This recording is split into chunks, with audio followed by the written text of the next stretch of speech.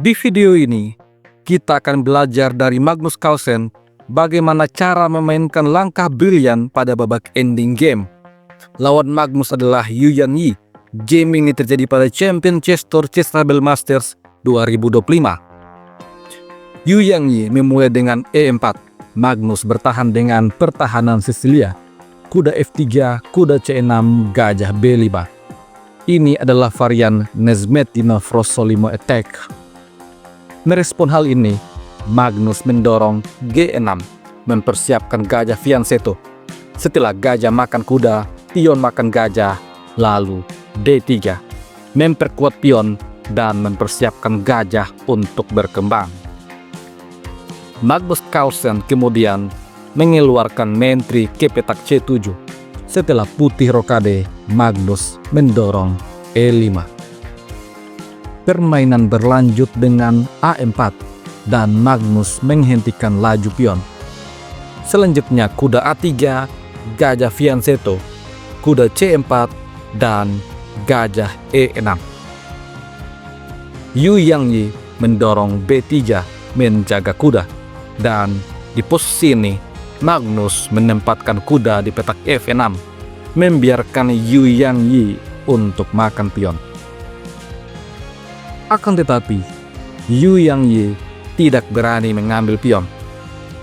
Dia memainkan gajah B2. Selanjutnya, kuda mundur D7, mempertahankan pion. Di posisi ini, Yu Yang Yi menyerang gajah. Lalu Magnus menukar gajahnya dengan kuda. Pion B makan gajah dan lajur B menjadi setengah terbuka untuk putih. Magnus mengusir kuda. Setelah kuda mundur, Magnus rokade mengamankan raja. Kemudian benteng B1 memberikan tekanan yang tidak langsung pada pion B. Di posisi ini, mendorong B5 adalah langkah terbaik yang disarankan oleh engine. Magnus memilih untuk memainkan benteng A ke petak E8. Setelah itu, gajah menyerang pion. Serangan ini juga membuka tekanan benteng pada pion B. Untuk sementara, menteri menjadi penjaga bagi kedua pion. Tentu saja, hal ini sangat tidak baik. Menteri adalah perwira terkuat dan tidak sepatutnya menteri bertahan. Magnus mendorong B6. Dengan demikian, pion-pionnya terjaga dan menteri bisa diaktifkan untuk menyerang. Yu Yang Yi kemudian memainkan benteng B3, lalu Magnus memainkan langkah agresif F5, menantang pion. Pion makan pion, dan pion makan pion. Pertahanan Raja Hitam kelihatannya sangat terbuka. Di posisi ini, Yu Yang Yi menyerang dengan menteri H5.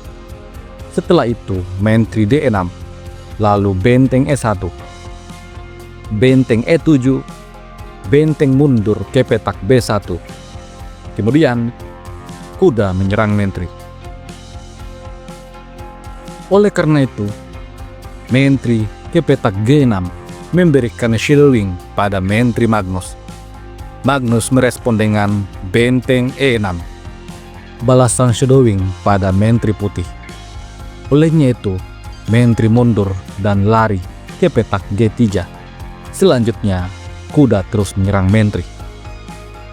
Meskipun menyerang, sesungguhnya posisi ini adalah keunggulan untuk putih. Yu Yang Yi menempatkan menteri mengancam kuda. Dan di posisi ini, Magnus Carlsen tidak menyelamatkan kuda. Dia memainkan serangan balasan dengan E4, mengancam gajah. Gajah makan gajah, kuda makan gajah. Setelah itu, kuda menyerang benteng. Benteng naik ke petak E5, lalu menteri G3. Langkah ini adalah shadowing terselubung yang cukup berbahaya. Magnus kemudian menukar pion, dan pion makan pion. Setelah itu, benteng makan benteng, benteng makan benteng. Kemudian Magnus melarikan raja ke petak F7. Selain menjaga petak G6, juga mencegah kuda untuk menyerang. Yu Yangyi kemudian memainkan menteri F3. Setelah itu, Magnus mengadu benteng. Yu Yangyi menyerang pion, lalu benteng jaga pion. Setelah pion G3, benteng B7, benteng E1. Magnus kembali mengadu benteng, namun Yu Yangyi kembali menyerang pion. Oleh karena itu, benteng kembali menjaga pion. Di posisi ini, Yu Yangyi yang sedang merasa unggul tidak ingin hasil remis. Oleh karena itu, menteri E2. Setelah benteng serang menteri, menteri mundur, lalu benteng kembali jaga pion. Kemudian menteri F3, menteri F6. Dan di posisi ini, Yu Yangyi memainkan langkah taktik kuda D5. Apabila pion makan kuda, maka menteri makan pion. Hitam akan kehilangan benteng.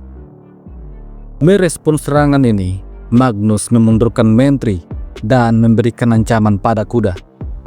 Setelah itu, kuda mundur E3, sebuah kesalahan fatal karena Magnus berhasil mendapatkan pion. Benteng serang menteri dan Magnus mengadu menteri. Menteri makan menteri, pion makan menteri. Posisi kembali seimbang, Magnus unggul 1 pion. Yu Yangyi kemudian menyerang kedua pion Magnus. Lalu Magnus mendorong B5, pion makan pion, pion makan pion. Setelah pion makan, benteng makan pion. Kemudian Yu Yangyi berhasil mendapatkan pion H. Akan tetapi, Magnus punya 2 pion bebas. Di posisi ini, Magnus memainkan kuda E6 dan Yu Yangyi merespon dengan kuda C4, mengancam forking pada raja dan juga benteng jika pion A berani untuk didorong. Tentu saja Magnus tidak mendorong pion. Di posisi ini, dia memainkan benteng B4, menyerang kuda, membiarkan putih memakan pion. Kemudian Magnus mendorong C4. Yu Yangyi kemudian menyerang raja. Raja lari dan benteng kembali menyerang, tetapi raja F7. Setelah raja kembali ke petak H7, menteri menyerang balik benteng. Di posisi ini, benteng seharusnya mundur untuk mencegah laju pion bebas. Akan tetapi, Yu Yangyi menyerang kuda. Dan keunggulan Magnus langsung meningkat drastis. Magnus menyerang benteng, dan benteng tidak bisa menjaga pion di petak C7 karena ada kuda.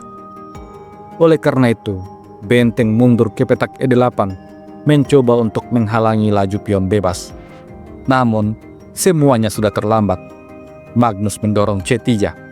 Setelah benteng C8, kuda D4.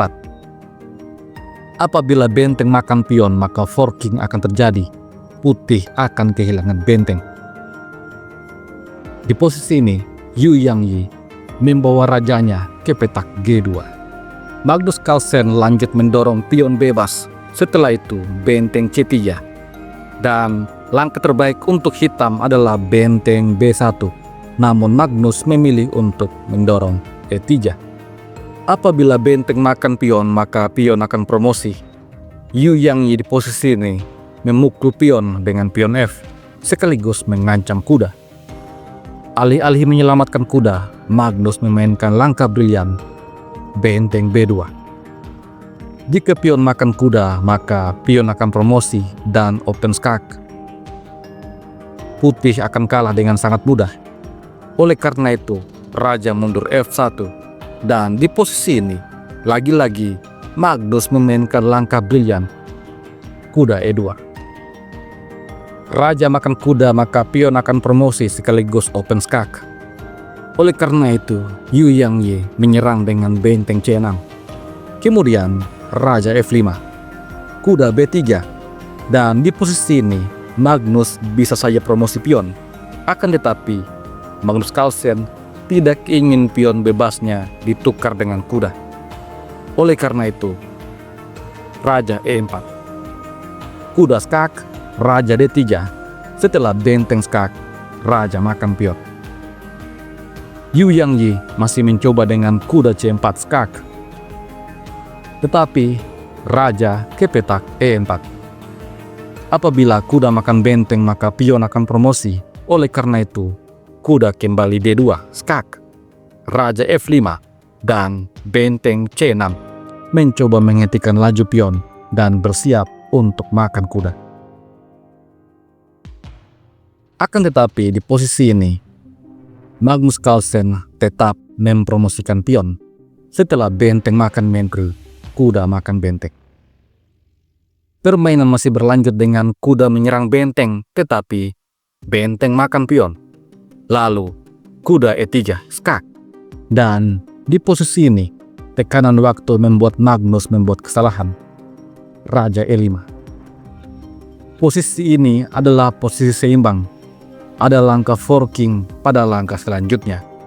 Namun demikian, Yu Yangyi karena tekanan waktu gagal menemukan langkah itu.